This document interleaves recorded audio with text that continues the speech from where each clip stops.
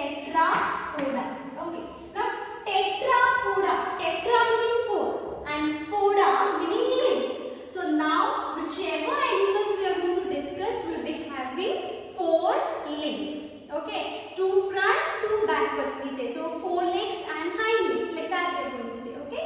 So superclass tetrapoda is actually further classified as four subclasses, or there are four classes under superclass tetrapoda.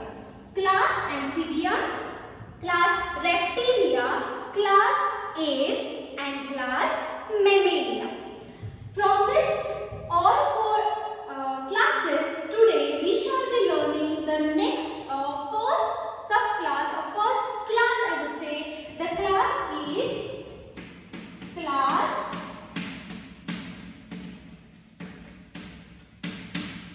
Amphibia. Okay, Amphibia. Animals belonging to this class Amphibia are called as amphibians. And whenever anyone tell you, or whenever you talk about amphibians, the very first example comes in your mind is the frog. You can see the picture over here. Okay, a rough diagram of the frog. So you can remember the frog which belongs to Amphibia, and you can actually memorize all the classification, all the distinctive features or general features of this particular organism. Okay, so let me start with the example frog, or I will tell you the distinctive features of class Amphibia. Okay, now let us split this term amphi and bia. Okay, amphi normally means it is deer. Amphi, deer. Okay, and bia meaning life, bio, like that. Okay, so deer life. What is deer life here? Organisms belonging to class Amphibia are found in dual habitat. Alright, deer meaning double habitat. Okay, so very first feature if I am telling you right now is the habitat. Okay, habitat. These are the organisms are found in dual habitat, meaning they are found in water plus they are found on land also.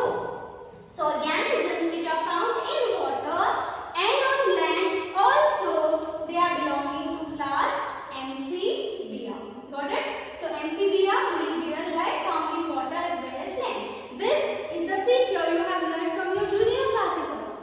But if I am going to tell you about the specific thing about this real life, remember that organisms or animals require water for sexual reproduction.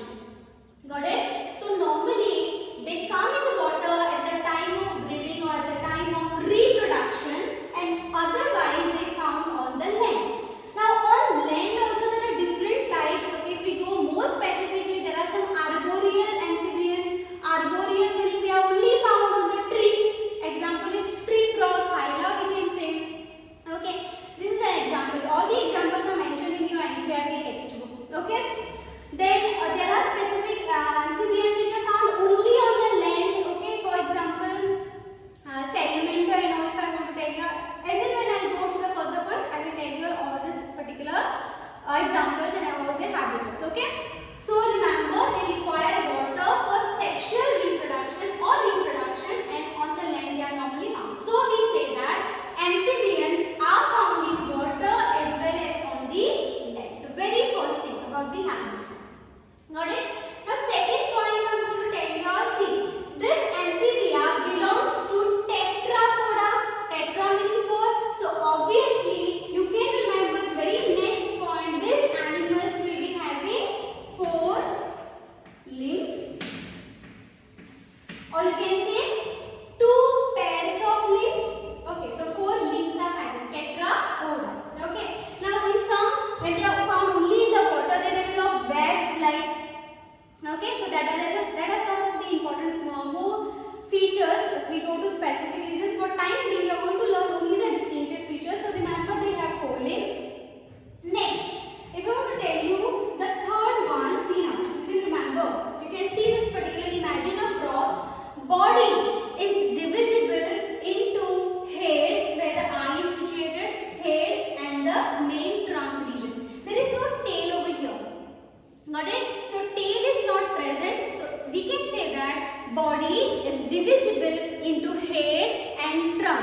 there are some exceptions. Okay, that also I will tell you. So you can remember that body is divisible into head and trunk.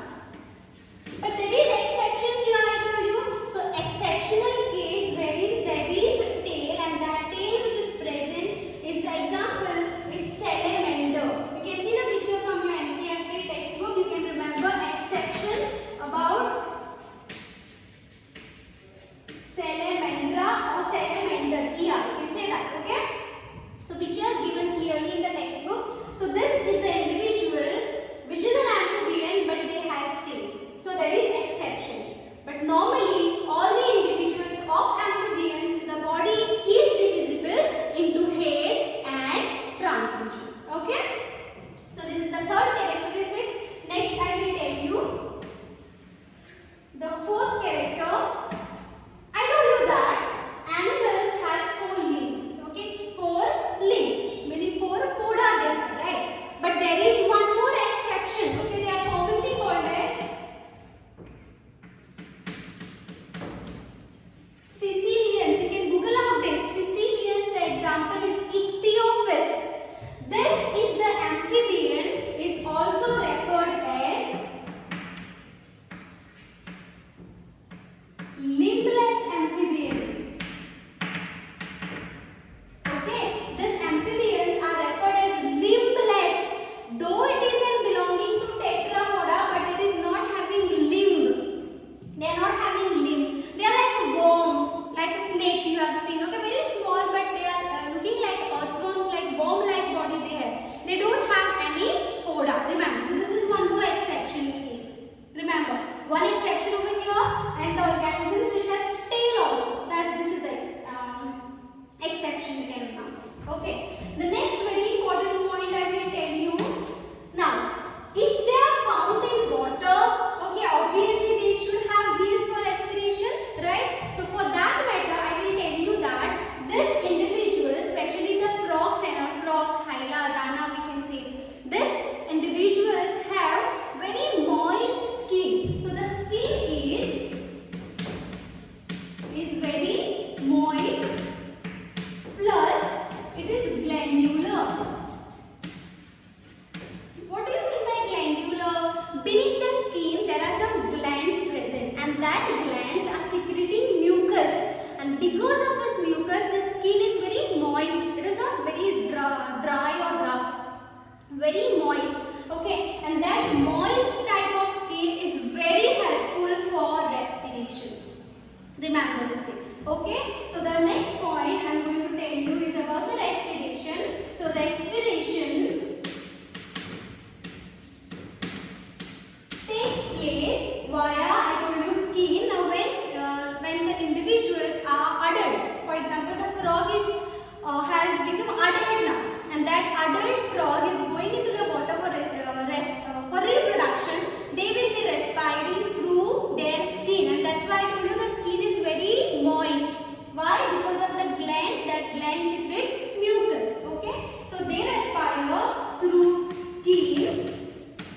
Now after reproduction, the eggs are hatching into a larva. Okay, typical larva, we say that it is a tadpole larva. Okay, now these larvae are not developing that skin, right? Because it is a larva. So that larva is developing a structure called as gills for respiration. So larval stages are having gills for respiration, and you can also remember that the adults which are found on the land, okay, they have developed a similar structure called as lung, like us. Okay, so through lungs also they respire. So remember, for respiration they can respire through skin, they can respire through gills, normally the larval stages, and the adults which are found on the terrestrial condition, arboreal condition or arboreal habitat, they are respiring through lungs. Okay. Next I tell you the 7th point. Okay, the heart. This is about the respiration. Now I will tell you about the heart. If you remember, in case of fishes, I told you they are having 2-chambered heart. Whereas here, in case of amphibians,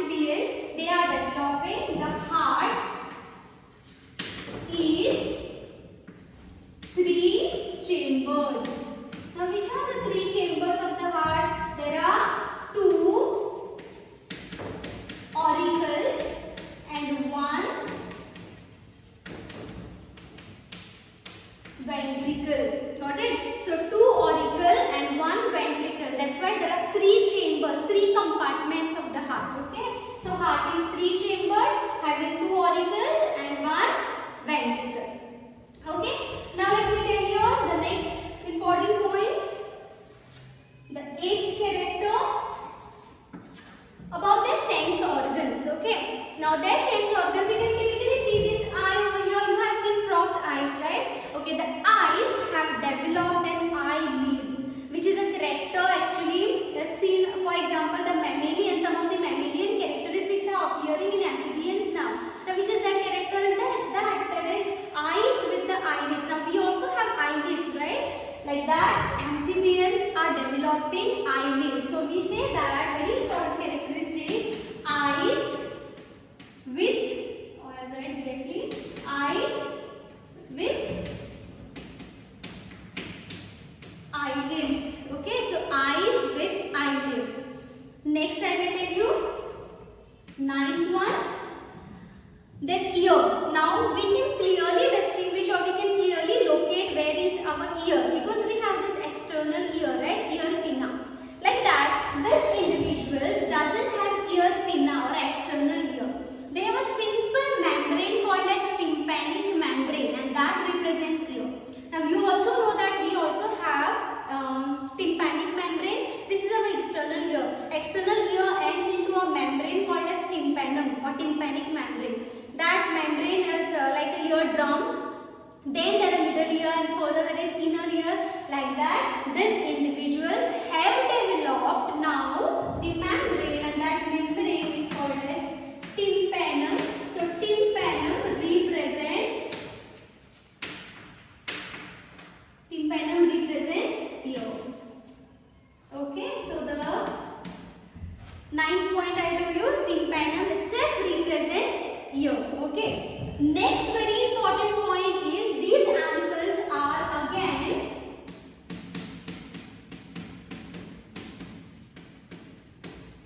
poikilotherms. Poikilotherms meaning, this point I have already explained in the last video. Poikilotherms meaning they are cold-blooded animals.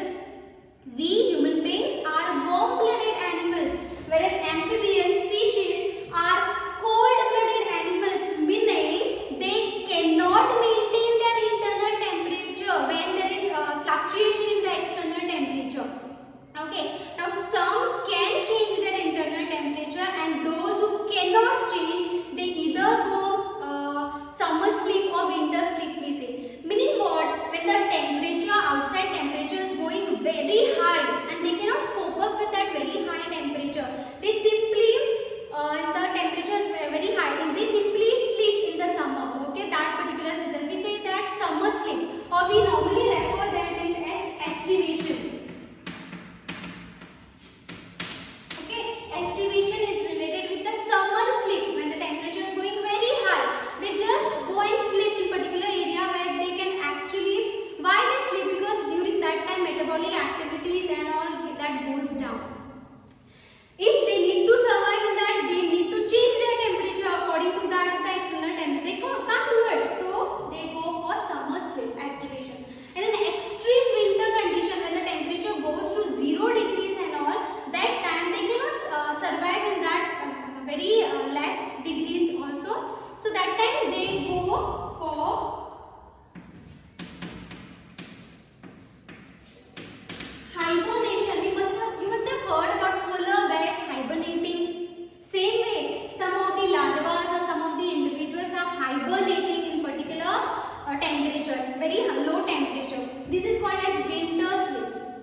Got it? So that means what? They cannot maintain their internal temperature. That's why they are doing either hibernation or estivation, or they may change it. So cold-blooded animals, or they are referred as poikilotherms. Okay. Next, I will tell you the 11th point. These animals are sexually reproducing animals, meaning sexes are separate. Male and female individuals are separate. Okay. And I told you when I was telling you about the habitat